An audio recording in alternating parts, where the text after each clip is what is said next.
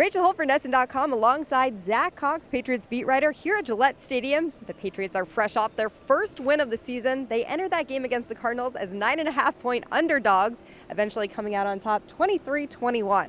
Obviously, all eyes were on Jimmy Garoppolo and what he could do with the offense. What did you think about how he performed? Well, there's a reason why everybody's talking about Jimmy Garoppolo today, and it's because he was everything the Patriots could have wanted him to be in his first NFL start.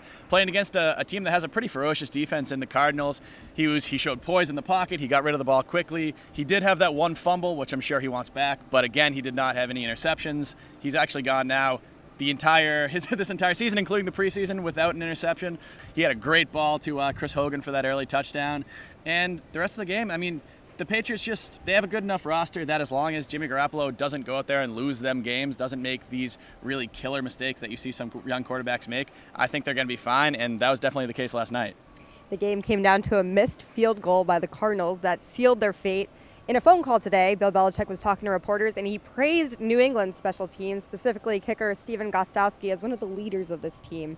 Do we take New England's special teams for granted? I mean, in situations like last night, it kind of becomes clear how easily games can go the way of a missed field goal. I think football fans in general take special teams for granted, not just here in New England.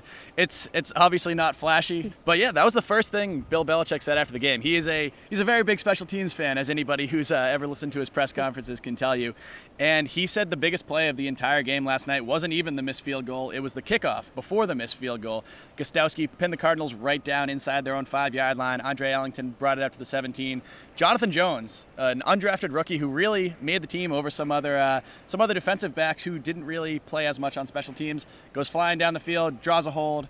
Cardinals start inside their own 10-yard line, end up missing the field goal at the end. I mean, that's what they call complementary football. The Patriots defense was kind of as advertised. They look solid out there. What are some areas of improvement, though, that you see that you'd like to see from them this season? Well, Larry Fitzgerald had a fantastic game last night. Obviously, he's one of the better wide receivers in the NFL, one of the better wide receivers to ever play in the NFL. He really kind of had his way with Logan Ryan. It was a tough draw for Ryan, but they're going to see a lot of really, really high-powered wide receivers over these next couple weeks, and Jarvis Landry, DeAndre Hopkins, and they're going to have to do a little bit of a better job than they did in Fitzgerald last night. But the rest of the defense played well enough that he didn't let Fitzgerald kill him.